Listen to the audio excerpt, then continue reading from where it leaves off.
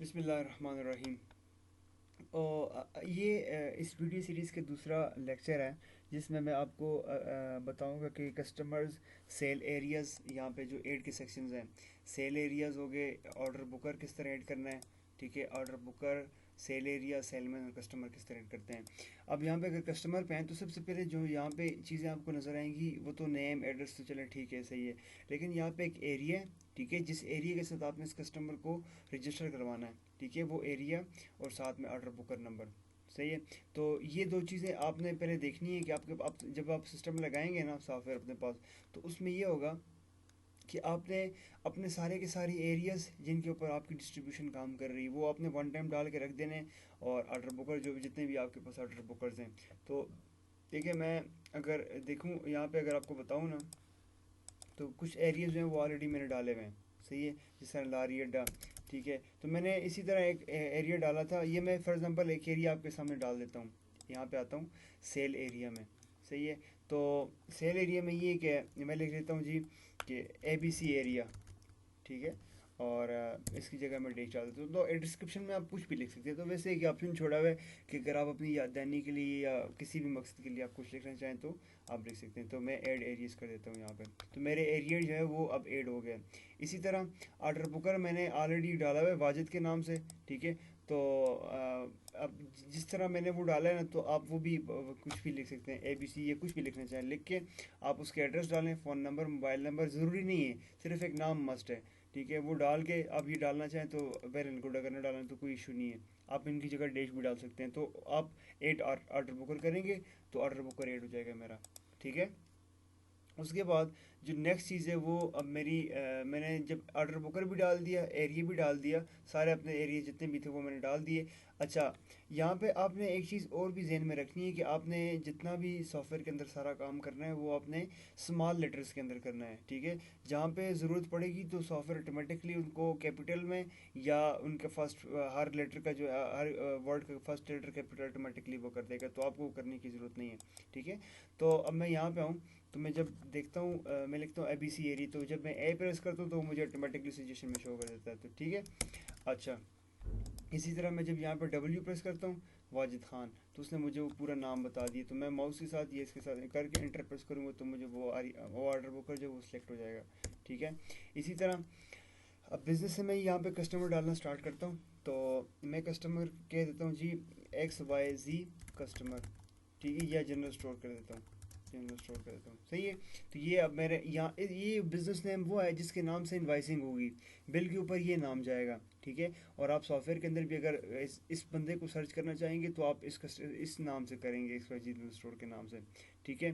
तो उसके बाद एड्रेस जो है वो मैं अगर कुछ भी लिखना चाहे तो कोई इतना ही नहीं है, लेकिन मानसरा इसका कोई भी एड्रेस करता हूँ, या आगे किसी भी उसका स्पेसिफिक हाउस या स्ट्रीट नंबर आप जो भी लिखना चाहें तो ये एड्रेस आएगा और ये इसकी बिल के ऊपर भी जाएगा। तो आप कोशिश ये करें कि ये ज़्यादा लंबा भी ना हो, इतना हो कि बिल के ऊपर फिट आ सके। तो मैं आपको बताऊंगा आगे ये चीज़ भी, जब बिल का इनवाइस का टाइम आएगा, ठीक है। तो उसके बाद जो अगली चीज़ है वो मोबाइल नंबर, तो मैं ये कर लेता हूँ, ठीक है। एरियाज़ की जब बात आती है तो मैंने आपको पहले कहा था कि आप जब एरिया सारे डालेंगे तो यहाँ पे फॉर एग्जांपल मैं लिखता हूँ ABC एरिया, जब मैं लिखता हूँ या मैं कुछ भी लिख सकता हूँ लारियडा, ठीक है। तो ये यहाँ से मैं सेलेक्ट कर सकता हूँ, तो वो L वाले सारे आ जाएंगे। और मैं लिखता हूँ ABC एरिया, तो ABC एरिया में जैसे सेलेक्ट करता हूँ तो वो एरिया जो है यहाँ पे मुझे शो हो जाएगा। मैं जब आगे टैब का बटन प्रेस करता हूँ तो नेक्स्ट ऑप्शन पे मूव हो जाएगा, ठीक है, टैब के बटन से। तो अब ये कस्टमर ज़ाहिर बात है जब आप ये डिस्ट्रीब्यूशन का सेटअप जो है वो उसके ऊपर सॉफ्टवेयर जो है वो मिड से लगा रहे हैं, ऑलरेडी वो चल रहा है, तो हर कस्टमर का कुछ ना कुछ एरिया आपके पास बैलेंस होगा। अगर आप न्यू कस्टमर डाल रहे हैं तो ज़ीरो बैलेंस यहाँ पर लिख सकते हैं, जहाँ अभी अभी अभी स्टार्ट हो रहा है बंदा, लेकिन उसके पास अगर ऑलरेडी कोई 500 या कुछ भी आपका बैलेंस है तो आप लिख सकते हैं। मैं इसको बाय डिफ़ॉल्ट ज़ीरो कर लेता हूँ, ठीक है।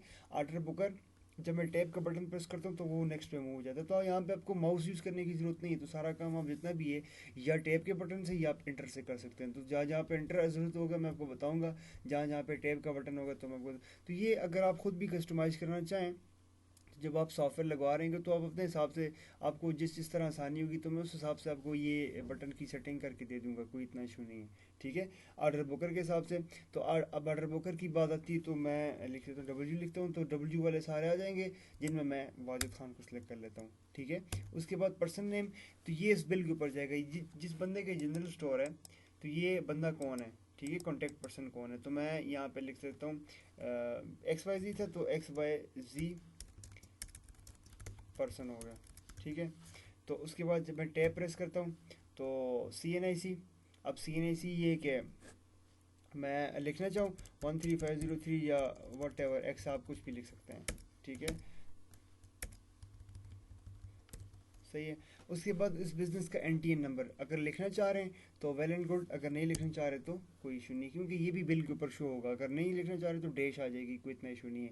ठीक है, कस्टमर का टाइप, अब कस्टमर की दो टाइप्स हैं यहाँ पे, या तो रिटेलर है तो या वो होल सेलर है। डिस्ट्रीब्यूशन में नॉर्मली यही दो काम कर रहे होते हैं कि भाई या तो वो बंदा रिटेलर होता है, बिल्कुल एंड का वो क्लाइंट हो सकता है आपका, या तो फिर वो कस्टमर जो है वो खुद होल सेलर हो सकते हैं, डिस्ट्रीब्यूशन से लेके आगे वो होल सेल रेट पे वो चीज़ सेल कर रहे होते हैं। तो इस तरह होता है कि आप नॉर्मल केसेस में आप होल सेलर्स को कुछ ज़्यादा डिस्काउंट देते हैं। ठीक है, आप 7% के दें, तो जो रिटेलर होते हैं उसको आप 3% डिस्काउंट दे रहे होते हैं। ठीक है, ताकि होल सेलर जो है वो आगे मजीद 3% पे फिर वो अपना प्रॉफिट रख के साथ में सेल कर देते हैं। तो इस तरह ये ऑटोमेटिकली सॉफ्टवेयर जो है, जब आप यहाँ पे आपका होगा रिटेलर तो आपने यहाँ पे स्मॉल आर लिख देना है। ठीक है, तो या फिर आप जब होलसेल तो आपने डब्ल्यू लिख दें, तो आप कंप्लीट ये भी लिख सकते हैं रिटेलर, सही है, सॉरी, रिटेलर भी लिख सकते हैं, तो या फिर आप होलसेलर भी लिख सकते हैं। ठीक है, तो ये इसका कोई इशू नहीं है, यहाँ पे उसकी कस्टमर की टाइप हमें पता चल जाएगी कि कौन सा कस्टमर जो है वो उसकी टाइप क्या है। तो बेहतर ये है कि आप डब्ल्यू या आर लिखते हैं। ठीक है, या डब्ल्यू लिखते हैं या आर लिखते हैं रिटेलर के नाम से, तो सॉफ्टवेयर ऑटोमेटिकली उसकी शिनाख्त कर देगा कि ये इस कस्टमर की टाइप क्या है, तो वो आपको वो उसको उस कैटेगरी में डाल देगा। ठीक है, तो मैं इसको आर लिख देता हूँ या मैं इसको डब्ल्यू होलसेलर लिख देता हूँ, तो मैं ऐड कस्टमर कर देता हूँ। ठीक होगा, तो अब मैं यहाँ पे आता हूँ कस्टमर की लिस्ट में, यहाँ पे देखें तो यहाँ पे अभी तक वो कस्टमर नहीं आया, क्योंकि अब जब आपके 1000 2000 3000 जब आपके कस्टमर्स होंगे ना, तो ये आपको सिर्फ वो वाले कस्टमर शो करेगा, ये वाली कस्टमर की डिटेल्स, जिसमें जिन कस्टमर्स के बैलेंस जीरो से ज़्यादा होंगे। ठीक है, तो मैं यहाँ पे कस्टमर सर्च कर सकता हूँ, मैं एक्स वाई जी जनरल स्टोर मैंने डाला था, तो मैं जब यहाँ पे चेक करता हूँ सबमिट, तो उसका बैलेंस जीरो है। तो ये तो आपको नज़र यहाँ पे मिल जाएगा, लेकिन बाय डिफ़ॉल्ट जब आप इसको ओपन करते हैं ना, तो ये वो वाले कस्टमर आपकी आसानी के लिए शो करता है जिन कस्टमर्स के बैलेंस जो है वो ज़ीरो से ज़्यादा होते हैं। ठीक है, जिनके आपने कुछ पेमेंट्स करनी थी, ताकि वो आपको उसके साथ ज़्यादा मैसिंग ना हो। जो कस्टमर्स आपके ज़ीरो नहीं, तो आप वो मतलब एक खाम एक थोड़ा सा इशू बना हुआ होता है कि आपको सर्च करने में, कस्टमर ढूंढने में थोड़ी सी मुश्किल आती है, उस वजह से ये कि आपको यहाँ पे वही कस्टमर, तो इस तरह आप उस कस्टमर का नाम भी यहाँ से करके उसका चेक कर सकते हैं। ठीक है, उसकी डिटेल्स वगैरह या कुछ भी आप करना चाहें, और उसके बाद आप किसी कस्टमर के प्रिंट भी ले सकते हैं और साथ में एक्सेल की शीट करना चाहें, तो ये चीज़ मैं आपको इस सेक्शन में दोबारा बताऊंगा। और तो इस तरह मेरा ये कस्टमर ऐड हो जाता है। और उसके बाद जो मेरी नेक्स्ट चीज़ थी वो सेलमैन। ठीक है, सेलमैन मैंने ऑलरेडी डाला है, जब आप काउंटर सेल ओपन करते हैं ना, तो आपका जो सेलमैन है वो, अब मैंने एक ही सेलमैन डाला हुआ है, तो वो फर्स्ट वाला जो सेलमैन होता है वो ऑटोमेटिकली उठा के यहाँ पे डाल देते हैं, लेकिन ये है कि मैं एक से ज़्यादा सेलमैन भी डाल सकता हूँ। ठीक है, मैं यहाँ पे मैं एक्स वाई जी की सीरीज चला रहा हूँ, तो एक्स वाई जी मैं लिख के सेलमैन ऐड कर देता हूँ, एक्स वाई सी सेलमैन शनाख्त हो जाए। ठीक है, एड्रेस, मोबाइल, फ़ोन नंबर तो इसकी ज़रूरत नहीं है, तो मैं जब टैब दोबारा प्रेस करता हूँ, एक दिन ये ऐड का बटन प्रेस करूँगा तो मेरा सेलमैन ऐड हो जाएगा।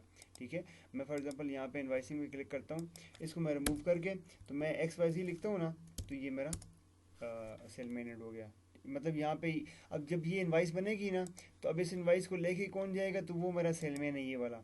ठीक है, डिस्ट्रीब्यूशन में ज़ाहिर बात है ऑर्डर बुकर काम कर रहे होते हैं या फिर सेलमैन काम कर रहे होते हैं, तो फिर यहाँ पे जो बिल के ऊपर सेलमैन का नाम भी जाएगा कि भाई इस बिल को कौन डील कर रहा है। ठीक है, वो उसका सामान कौन लेके गया है। तो यहाँ पे मेरे ये सेक्शंस कंपनी तो वेंडर ऑलरेडी हो गए, कस्टमर, सेलमैन, सेल एरिया और ऑर्डर बुकर, ये चीज़ें यहाँ पे हो गई। अब मैं ऐड प्रोडक्ट और एक्सपेंस को मैं नेक्स्ट में कवर करने की कोशिश करता हूँ इंशाल्लाह। ठीक है, तो अल्लाह हाफिज़, शुक्रिया।